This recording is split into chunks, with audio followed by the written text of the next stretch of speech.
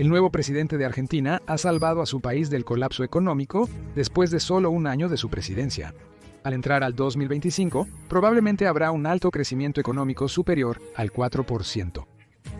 Se espera que la inflación disminuya casi 100 puntos porcentuales y habrá el primer superávit fiscal gubernamental en décadas. Esta es la primera vez en, casi 100 años que Argentina vuelve a la normalidad. La economía de Argentina ha sido un desastre, ya que pasó de ser una de las naciones más ricas del mundo a principios del siglo XX a una mediocre en el mejor de los casos. Una razón principal fue la mala política gubernamental que Milei intenta revertir. Al frenar la impresión monetaria, bajar impuestos y reducir regulaciones, la economía argentina ahora puede finalmente prosperar. Aunque fue doloroso al principio, las recompensas ya se están mostrando. En este video, nos adentraremos en lo que Milei hizo para mejorar su país y lo que el mundo puede aprender de esto. Presiona el botón de me gusta para apoyar nuestro trabajo. Entremos en el video. La política de Milei destaca debido a las acciones de sus predecesores. Se podría decir que las políticas de Milei no son tan buenas, sino que los líderes anteriores de Argentina lo hicieron tan mal que el nuevo presidente solo tuvo que revertir sus decisiones. Primero, analicemos la historia de Argentina para entender qué falló. Argentina es un país relativamente joven. Obtuvo su independencia de España en 1816 y su constitución en 1853. Esta constitución fue fuertemente inspirada por los Estados Unidos y Argentina se convirtió en una democracia representativa. Al principio, Argentina era el sitio ideal. Su Producto Interno Bruto per cápita superó al de muchos países europeos y en ocasiones a Estados Unidos entre 1890 y 1910. Esto se atribuyó mayormente a las exportaciones argentinas de carne y trigo, gracias a la fértil región de las Pampas en el noreste. Argentina también era un destino principal para la inversión extranjera, ya que personas de todo el mundo querían participar en su rápido crecimiento económico. Argentina atrajo a millones de inmigrantes europeos, principalmente de España e Italia, muchos eligiendo el país por encima de los Estados Unidos. La población aumentó de 500.000 en su fundación a cerca de 5 millones en 1900. Durante estas décadas de rápido crecimiento, el país expandió sus fronteras geográficas hacia el oeste y el sur. Pero en el siglo XX todo esto empeoró. Verás, había una creciente tensión social entre los ricos terratenientes y los pobres trabajadores. En la ciudad de Buenos Aires, que crecía velozmente, no había suficientes empleos por la falta de industria en Argentina. El punto de quiebre fue la depresión global tras el colapso de Wall Street en 1929. El Producto Interno Bruto de Argentina cayó en un cuarto y las exportaciones totales bajaron de 1.537 millones de dólares estadounidenses a 561 millones. Fue el momento perfecto para que el creciente movimiento populista tomara el control. Pero poco después, los hombres fuertes militares tomaron el poder con un golpe en 1930. Querían prevenir el gobierno populista y proteger a las élites. Fue el comienzo de la infame década, y el crecimiento económico de Argentina se detuvo. La corrupción gubernamental y políticas a favor de terratenientes acabaron con el rápido crecimiento de décadas previas.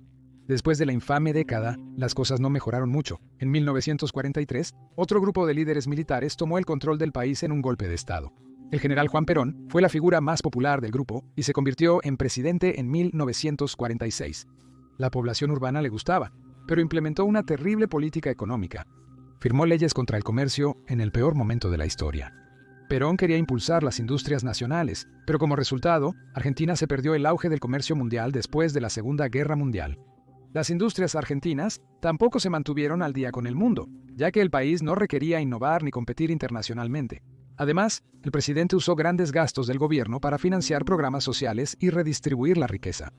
También decidió que el gobierno debería limitar los precios del mercado.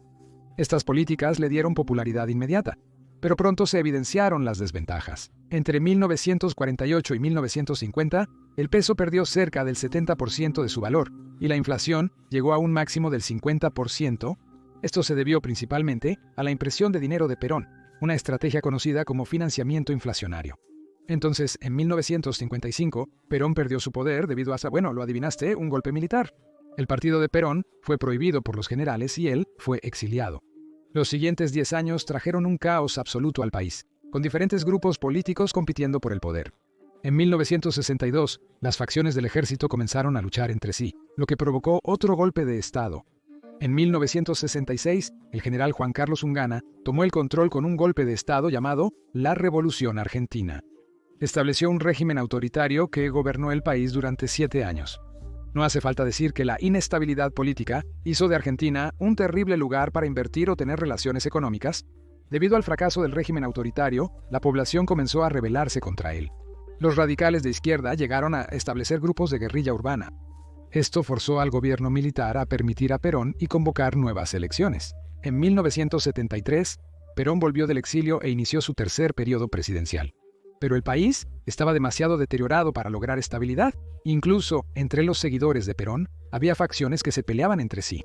Perón intentó reconstruir el país, pero murió en 1974. Su esposa, Isabel Perón, asumió el poder. Fue entonces cuando la economía empezó a derrumbarse.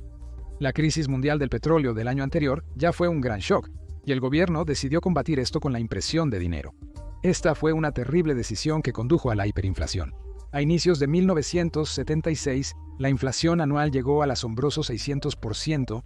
Los líderes militares consideraron esto como otro motivo para un golpe militar. El siguiente gobierno militar, llamado el Proceso de Reorganización Nacional, se convirtió en una de las dictaduras más infames en la historia del país.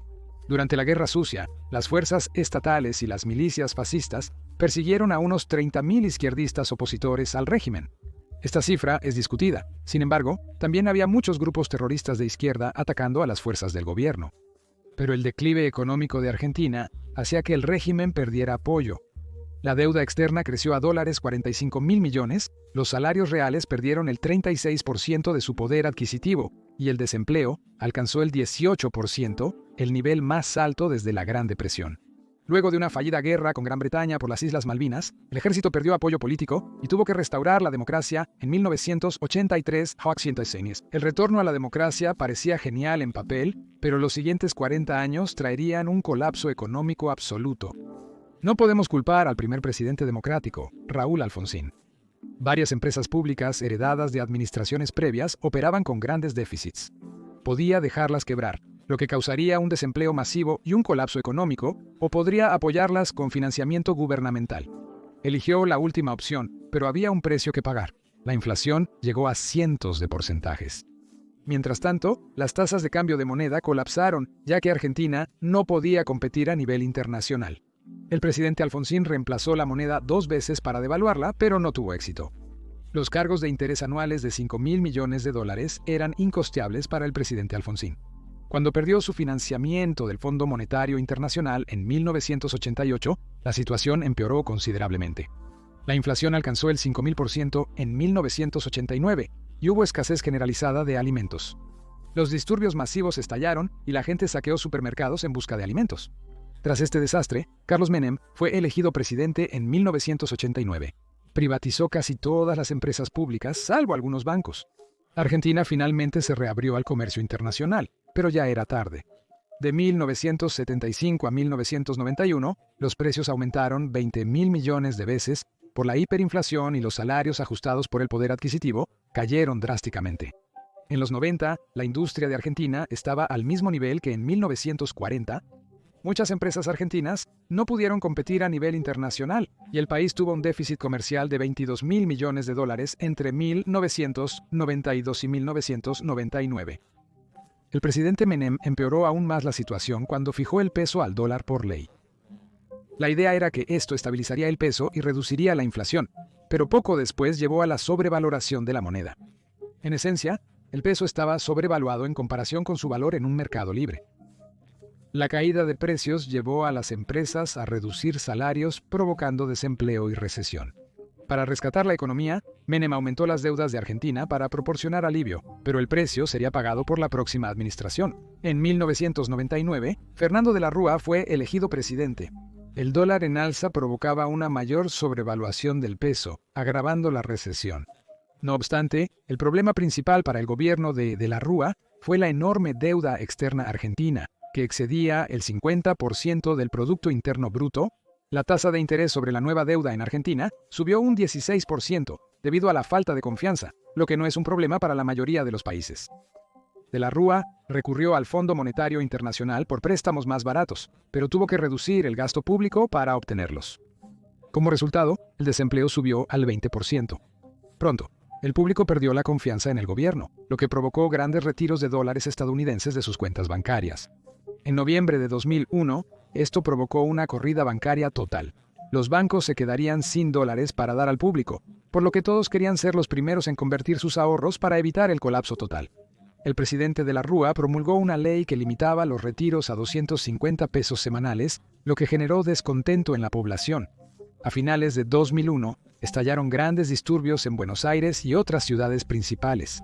De la Rúa declaró estado de sitio nacional, pero los disturbios continuaron hasta su renuncia. Para empeorar las cosas, Argentina incumplió con dólares 132.000 millones de deuda pública. Este fue el mayor incumplimiento gubernamental de la historia mundial y marcó el inicio de la Gran Depresión de Argentina. También provocó un tumulto político, con 5 presidentes en solo 2 semanas. En 2002, el presidente Eduardo Duhalde abandonó la convertibilidad peso-dólar. Esto estabilizaría la economía a largo plazo. Pero los efectos inmediatos fueron mucho menos emocionantes. Los argentinos perdieron el 65% del valor de sus ahorros debido a una gran caída en el peso. Además, la caída del peso causó una inflación masiva, ya que las importaciones se volvieron más caras. La inflación acumulada durante la Gran Depresión de Argentina fue de aproximadamente el 80%. Esto, junto con la pérdida de ahorros, provocó un marcado descenso en el nivel de vida. Al final de la depresión, en 2002, el desempleo alcanzó el 21% y el 57.5% de la población vivía por debajo de la línea de pobreza. 300.000 personas emigraron de Argentina en busca de un mejor futuro. La situación mejoró cuando Néstor Kirchner asumió el cargo en 2003. Durante su mandato, el Producto Interno Bruto de Argentina aumentó un 8% anual y 11 millones de personas superaron la pobreza. Pero esto no era sostenible. Kirchner cometió los mismos errores que sus predecesores. Con su ideología populista de izquierdas llamada kirchnerismo, inspirada en el anterior líder argentino, Perón, este presidente abogó por un control centralizado de la economía. Nacionalizó compañías, fijó controles de precios y gravó fuertemente las importaciones y exportaciones. Esto ralentizó el crecimiento económico y la innovación con el tiempo. La impresión de dinero del gobierno también impulsó la inflación por encima del 20%. Cuando Cristina Fernández, esposa de Kirchner, asumió la presidencia en 2007, la inflación empeoró por la impresión de dinero y la deuda gubernamental. El gobierno mintió sobre las cifras oficiales de inflación, que podrían haber alcanzado el 39.9% en 2014.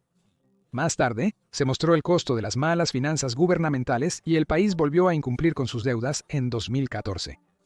Mientras tanto, el gobierno limitó el acceso público a dólares estadounidenses. En este ambiente deteriorado, el político de centro-derecha Mauricio Macri asumió la presidencia desde 2016 hasta 2019. Eliminó las restricciones cambiarias del dólar, provocando una devaluación del peso del 30%. No logró detener la impresión de dinero, ya que la inflación superó el 40% en 2016. Cuando el político de izquierda Alberto Fernández asumió en 2019, las cosas empeoraron. La inflación anual superó el 50% en 2019 y el 100% para 2023. Los confinamientos por el coronavirus impactaron gravemente la economía argentina, con una caída del Producto Interno Bruto del 9.9% en 2020. En 2020, Argentina entregó cheques de estímulo que provocaron inflación y aumentaron la deuda pública, al igual que otros países. Esta deuda alcanzó el 102.8% del Producto Interno Bruto para finales de 2020, y el gobierno pronto cayó en default por tercera vez en 20 años. Los problemas con la inflación y la deuda gubernamental afectaron al público general, ya que un sorprendente 40.1% de los argentinos vivían por debajo de la línea de pobreza para el año 2023. Entonces, con todo este contexto histórico en mente, no es difícil entender por qué los argentinos querrían un líder radical y un nuevo camino a seguir. El último siglo ha sido increíblemente deprimente para el país. El país cayó del 80% del Producto Interno Bruto per cápita de América en 1910 a solo el 30% ahora. Al mirar el último siglo, una cosa queda clara. El país sufría una mala política gubernamental. Los líderes militares ignoraban la economía, enfocados en mantener su control del poder. Más generales gobernaron Argentina en el siglo XX que civiles, y sus tomas de poder inconstitucionales llevaron a una enorme inestabilidad política.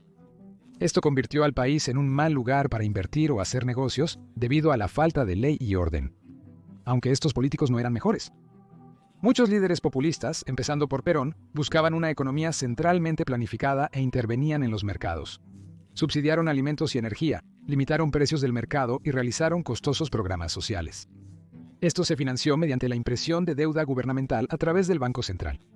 Una cifra impactante es que durante los últimos 123 años, Argentina tuvo un déficit fiscal en 113 de ellos. Cada nuevo líder prometió solucionar los problemas económicos del anterior, pero utilizaron medidas a corto plazo, como imprimir dinero y aumentar la deuda pública. Esto condujo a periodos de hiperinflación y un total de 9 incumplimientos de gobierno. Como se observa en este gráfico del Producto Interno Bruto, también provocó grandes auges y caídas en la economía argentina. Cada 2 a 4 años, el país pasaba de un crecimiento de casi 2 dígitos a profundas recesiones.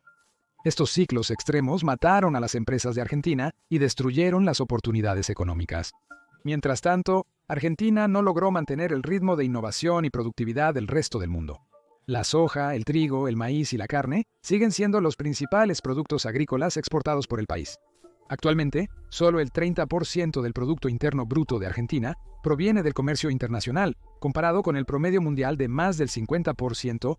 Esto indica que el país no pudo subir en la cadena de valor. En general, una mayor intervención del gobierno implica un menor crecimiento económico, innovación y productividad. La sobreregulación, la burocracia excesiva y la dirección de recursos por el gobierno reducen la eficiencia económica. Javier Millet comprende estos problemas mejor que nadie. Ha escrito cerca de una docena de libros sobre la economía fallida de Argentina. Realizó incontables entrevistas y apariciones televisivas, para finalmente inscribirse en la carrera presidencial de 2023 con el fin de resolver este problema. Tuvo que competir contra políticos del establishment de izquierdas, pero sorprendentemente él. Sin embargo, antes de analizar su mandato presidencial, conozcamos los orígenes de Millet.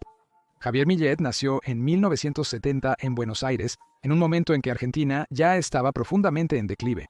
Millet tuvo una infancia complicada, fue acosado en la escuela. Sus compañeros de clase lo apodaron el loco por sus arrebatos agresivos. Eso no ha cambiado, ya que todavía es conocido por ser muy apasionado y a veces muy enojado. Millet afirmó que sus padres lo maltrataban de niño, lo que lo llevó a cortar lazos con ellos por un tiempo. Provenía de una familia de clase media, con su padre de conductor de autobús y su madre de ama de casa.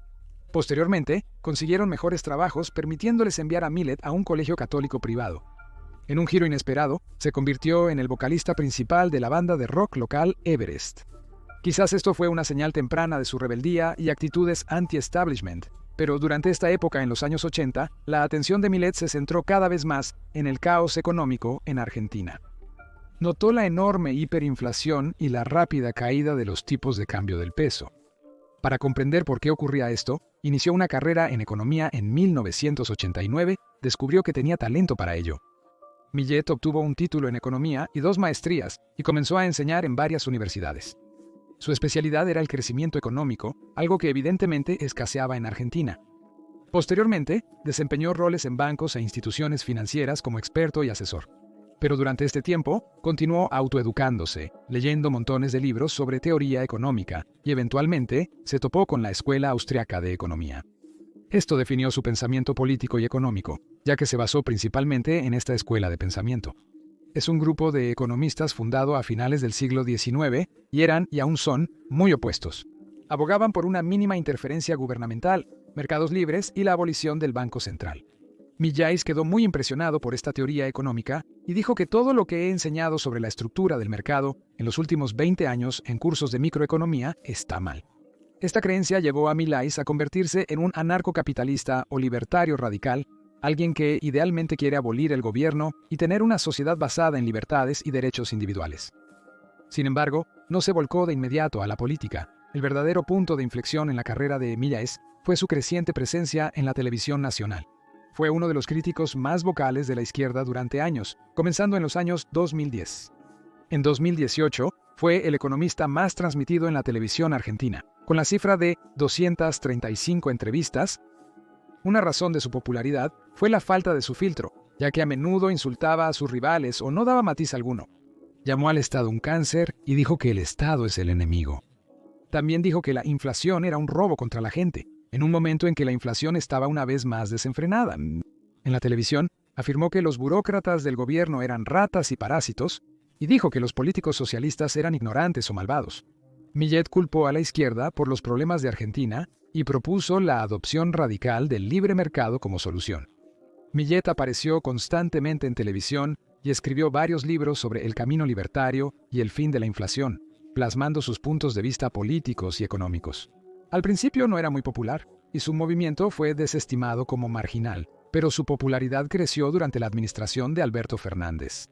En 2019 hubo una enorme ola inflacionaria y empeoró aún más después de coronavirus, con precios aumentando 250% en 2023. En medio del tumulto, Millet finalmente se movió hacia la interpolítica. En 2021 participó en las elecciones legislativas argentinas, postulándose en Buenos Aires. Con su partido de La Libertad Avanza, o Freedom Advances, aseguró el 17% de los votos. Esto le dio un asiento en la Cámara de Diputados, similar a la Cámara de Representantes de Estados Unidos. El apoyo de Millet provenía principalmente de votantes jóvenes de clase baja o media. Con este éxito inicial, Millet se inscribió para las elecciones presidenciales de 2023. Su apoyo fue pequeño al principio, como un extraño sin respaldo establecido. Pero mientras la economía empeoraba, los partidos tradicionales perdieron apoyo, dando a Millet un 20% de votantes en las encuestas.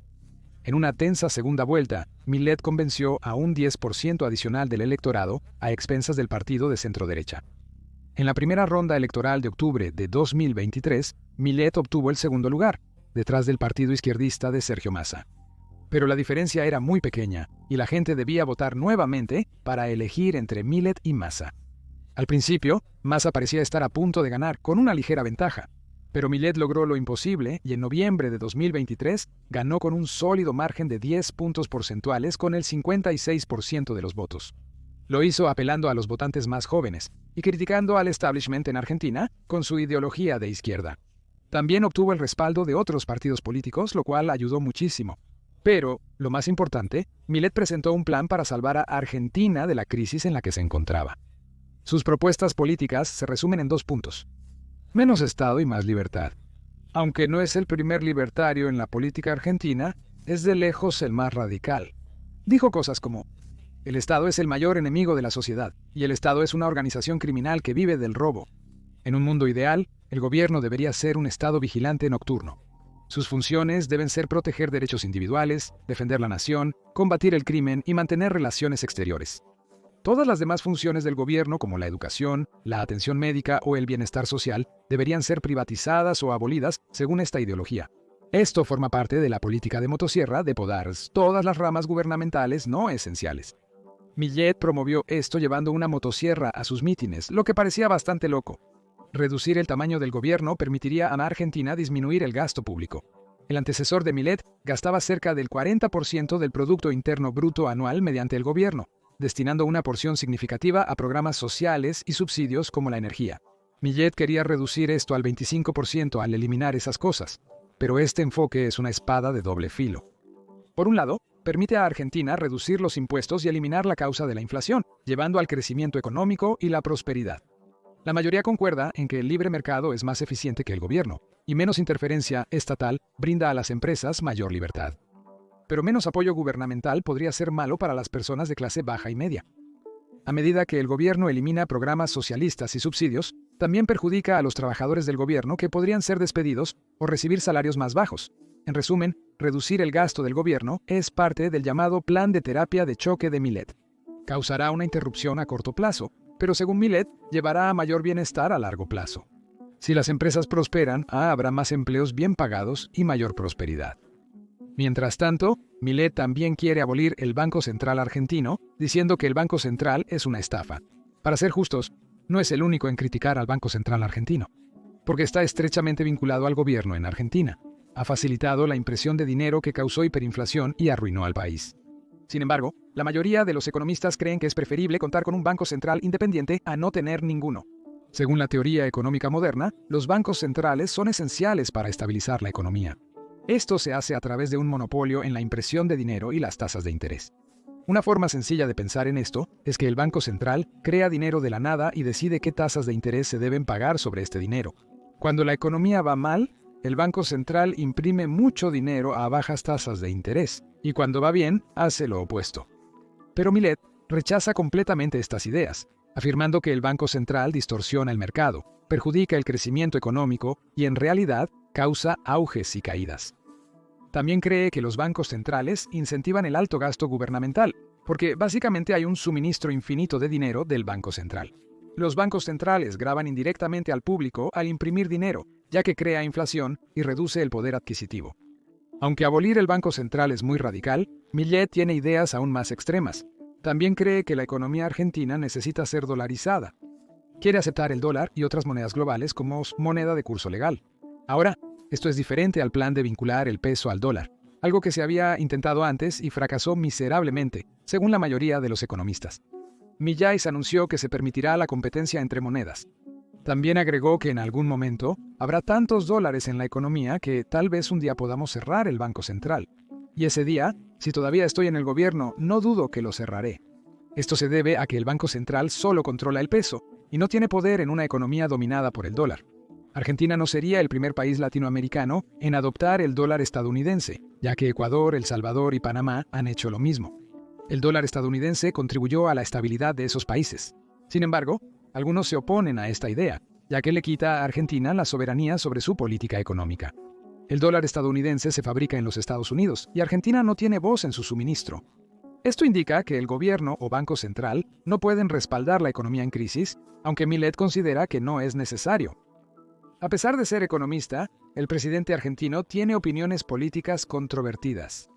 Su visión crítica de la izquierda hace que muchos lo etiqueten como un político de extrema derecha. Millet opina que las personas de izquierda son terribles y que el socialismo es un sistema que solo genera miseria y muerte. Decir esto sobre el comunismo es aceptado, pero decirlo sobre el socialismo es radical, alineándose con la derecha. Malay también afirmó que el cambio climático es una mentira socialista y que la ideología de género es marxismo cultural. Estas cosas han atraído muchas críticas de los medios y de los oponentes de Malay, ya que fue llamado el loco o el loco. Pero el odio de Malay por el gobierno y la élite de izquierdas fue increíblemente popular en Argentina. Imagina cómo es vivir en un país que ha estado en declive durante décadas sin fin. A gran parte de la clase baja y media en Argentina no le interesa la opinión de los medios o políticos de izquierda. Simplemente quieren un cambio. Ahora, un año después de la presidencia, finalmente podemos juzgar el desempeño de Millet. Políticamente, existen opiniones diversas sobre sus acciones. El presidente de Argentina tiene varias similitudes con el nuevo presidente de los Estados Unidos, Donald Trump. Millet se retiró recientemente de la Organización Mundial de la Salud, citando el mal manejo de la pandemia de coronavirus como motivo. Según se informa, Millet también planea retirarse de los acuerdos climáticos de París. El presidente argentino anunció que planea construir una valla fronteriza con Bolivia para luchar contra el narcotráfico y la inmigración ilegal. Eso se asemeja a las propuestas fronterizas de Trump con México. En el teatro internacional, Milei fortaleció los lazos de Argentina con Estados Unidos, Ucrania e Israel, mientras cortaba relaciones con países socialistas y comunistas como Cuba, Nicaragua y Venezuela. Sugirió romper vínculos con China, pero aún no ha actuado al respecto. Al principio, Milei eliminó varios ministerios del gobierno, como el Ministerio de Mujeres, Género y Diversidad. Prohibió los tratamientos de género para niños trans diciendo que es abuso infantil. Esta es la parte de la guerra de Millet contra el despertarismo, que él afirma es un cáncer que debe ser extirpado. La única área en que Millet expandió el gobierno fue en la aplicación de la ley. Busca ampliar la autoridad del ejército para intervenir en seguridad interna y combatir problemas como el narcotráfico. Esto es muy polémico, considerando el papel del ejército argentino en la guerra sucia. No obstante, Millet aboga por la reconciliación con el ejército. En un día conmemorativo nacional, lanzó un video detallando cómo las guerrillas de izquierda aterrorizaron al país a inicios de los 70 y cómo el número de asesinatos por el régimen militar fue muy exagerado. Esto cambia completamente el guión, porque el día conmemorativo generalmente se usaba para glorificar a la oposición de izquierda y condenar al ejército. Sin embargo, estas políticas en conjunto resultan muy polémicas y divisivas. A los conservadores de derecha y libertarios les encanta, pero a los progresistas de izquierda les disgusta lo que Millet hace. Se realizan muchas protestas contra las políticas de Millet, sobre todo en Buenos Aires. Pero sorprendentemente, la aprobación de Millet no ha disminuido. A pesar de una caída inicial, la aprobación de Millet ahora es más alta que cuando asumió, con encuestas de noviembre situándolo en el 54%. Esta calificación de aprobación es en realidad más alta que la de los dos presidentes anteriores, al cumplirse un año de sus mandatos presidenciales. La razón tiene que ver con la economía. Sorprendentemente, Argentina logra un progreso económico notable, a pesar de reducir el gasto público. Mejorar la economía fue la principal promesa de Millet, y lo logró. Millet afirmó que ya están brindando una excelente administración. De hecho, es el mejor gobierno en la historia de Argentina. Puedes decidir si crees esto o no, pero las cifras económicas no mienten. Argentina salió de una recesión de un año que comenzó en 2023. El futuro de Argentina es prometedor, con el Fondo Monetario Internacional pronosticando un crecimiento del Producto Interno Bruto del 5% en 2025 y 2026. La recuperación económica fue más rápida de lo previsto, a pesar de los recortes presupuestarios de Milei. En solo un año, redujo el gasto gubernamental en un estimado del 31%, un logro sin precedentes en la historia de Argentina. Esto representa más del 10% del Producto Interno Bruto, lo que ha permitido al país registrar su primer superávit fiscal en 14 años. El recorte de costos en el gobierno fue tan efectivo que Argentina ahora puede empezar a pagar sus deudas y ser más responsable financieramente. Existe una marcada diferencia frente a la gestión previa, que manejó el gobierno con un déficit del 4.4% del Producto Interno Bruto en 2023. Los economistas están desconcertados, ya que muchos han dicho que el recorte de costos fue demasiado radical. Hasta los economistas del Fondo Monetario Internacional se asombraron, afirmando que los resultados superaron las expectativas. De acuerdo a la teoría económica actual, el gobierno debe incrementar el gasto para superar una recesión. Una reducción abrupta del gasto podría dañar la economía y agravar la recesión. Pero la terapia de choque funcionó en gran medida, ya que la rápida expansión del sector privado compensó la reducción del gasto gubernamental. La economía ya se está recuperando, y las tasas de aprobación de Milei se mantienen. En una entrevista con el Financial Times, Milei expresó su sorpresa ante la situación. No por su rendimiento económico, sino por su continuo apoyo político. Afirmó que tiene un 50% de aprobación tras implementar el mayor programa de austeridad en la historia del país, calificándolo como un milagro. Además, la tasa de inflación ha bajado mucho. Cuando Milei llegó al cargo, había hiperinflación, con la tasa de inflación anual superando el 200%. La inflación sigue alta, en el 2.4% mensual, pero es la cifra más baja en 4 años. Los argentinos comunes definitivamente han notado esto y este largo periodo de dolor y sufrimiento. La recesión parece estar terminando, y los economistas están positivamente sorprendidos, ya que reducir la inflación mientras se sale de una recesión es notable. Mientras tanto, Milei también entrega milagros a los inversores bursátiles. En 2024, Argentina tuvo uno de los mercados de valores con mejor desempeño a nivel mundial. En pesos, el índice Mirval argentino casi se triplicó en un año. Debes ajustar por inflación y depreciación, pero aún así supera a mercados como Estados Unidos por un gran margen. Sin embargo, es probable que a los empleados de las agencias gubernamentales no les agrade lo que ha hecho Milei. Recortar el gasto gubernamental implica despidos o reducción salarial para los empleados públicos. Al inicio de su mandato, Milei eliminó 13 agencias gubernamentales, dejando sin empleo a 30.000 trabajadores federales, cerca del 10% de la fuerza laboral federal. Milei afirmó haber despedido a 50.000 empleados más. El gobierno tampoco renueva contratos, lo que implica que muchos más podrían quedar desempleados. Los empleados del gobierno que se han quedado han visto diluidos sus salarios debido a la inflación y a la paralización de los aumentos salariales. La reducción del tamaño del gobierno afectó las tasas de desempleo, aumentando un punto porcentual. La idea de Milei es que estas personas sean recontratadas por el sector privado, ya que la reducción del gasto gubernamental y los impuestos podrían reactivar la economía. Sin embargo, los empleados del gobierno y las personas pobres en Argentina tendrán dificultades a corto plazo. Este fue el punto más criticado del gobierno de Milei. Congeló las pensiones, recortó programas de bienestar como comedores populares y redujo subsidios para energía y transporte. Esto impactó a las familias de bajos recursos en Argentina. La tasa de pobreza ya era terrible cuando asumió el cargo, situándose en el 42%. Durante la primera mitad de 2024, esto aumentó al 53%, empujando a 3.4 millones de personas a la pobreza. Muchos expertos y periodistas criticaron al presidente argentino por esto, afirmando que está traicionando a los pobres. Durante un tiempo también hubo protestas violentas en Buenos Aires contra las decisiones económicas del gobierno. Pero eso ya se está calmando, porque las tasas de pobreza están cayendo a un ritmo sin precedentes en la segunda mitad de 2024. La tasa de pobreza cayó 37 según estimaciones privadas. Eso es menor que cuando Milei asumió el cargo y significaría que más de 7 millones salieron de la pobreza en 6 meses. Recientemente, el presidente dijo que la tasa de pobreza cayó 20 puntos porcentuales desde que asumió el cargo, lo que situaría la cifra más cerca de 9 millones escapando de la pobreza. Esto se debe principalmente a que el gobierno está gastando menos, lo que ha desacelerado la inflación y estabilizado el poder adquisitivo. El sector privado también está creciendo bajo el gobierno de Milei, permitiendo a la gente salir de la pobreza por sí misma.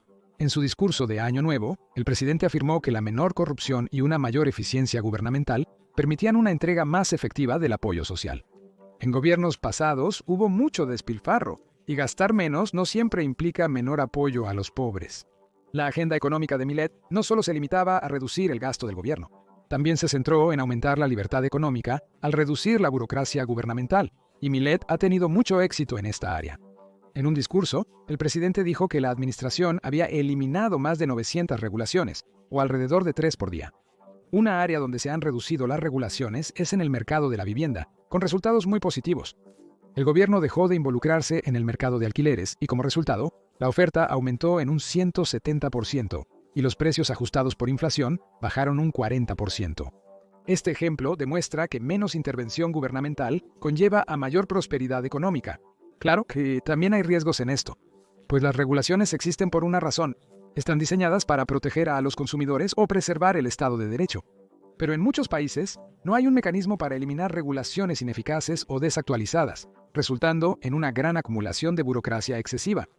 En los Estados Unidos también hay problemas parecidos, con el número de páginas en el registro federal cercano a las 200,000. Milley ha expresado su apoyo a Donald Trump y Elon Musk en su búsqueda por eliminar la burocracia mediante el Departamento de Eficiencia Gubernamental en los Estados Unidos. Trump respeta al presidente argentino, ya que fue uno de los pocos líderes extranjeros invitados a su inauguración. En cuanto a la tributación, otro aspecto de la libertad económica, Millet está avanzando más lentamente. Aunque los impuestos a las exportaciones se han reducido, los impuestos sobre la renta han subido un poco. Busca responsabilidad fiscal y es complicado bajar impuestos mientras se reduce el déficit gubernamental. Millet ha prometido reducir los impuestos en 2025, lo que ayudaría a los consumidores y al sector privado. Finalmente, quiere reformar completamente el sistema tributario para hacerlo mucho menos complejo. Quiere no más de 6 tipos de impuestos, eliminando efectivamente el 90% del número de impuestos existentes. Esto haría mucho más fácil hacer negocios en Argentina y eliminaría otra capa de burocracia. Aunque estas ideas son bastante radicales, Millet aún no ha cumplido todas sus promesas. Por ejemplo, no ha abolido el Banco Central ni ha dolarizado la economía.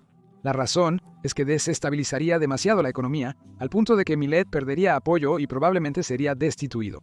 El recorte del gasto gubernamental fue un gran paso que causó dificultades temporales. Sin embargo, algunos anarcocapitalistas se decepcionaron con Millet, pues esperaban un compromiso total de su parte al asumir el puesto. El presidente respondió que todos somos libertarios liberales, no liberales tontos, pero no ha abandonado sus planes. Mucho cambiará en los próximos 3 años, ya que solo se ha implementado un cuarto de las reformas, según Millet. Los planes radicales del presidente podrían impulsar el éxito económico, pero también podrían colapsar al volverse más extremos. Según el propio Millet, la diferencia entre un loco y un genio es el éxito. Este hombre podría pasar a los libros de historia como el loco o como el hombre que salvó a Argentina de su largo declive.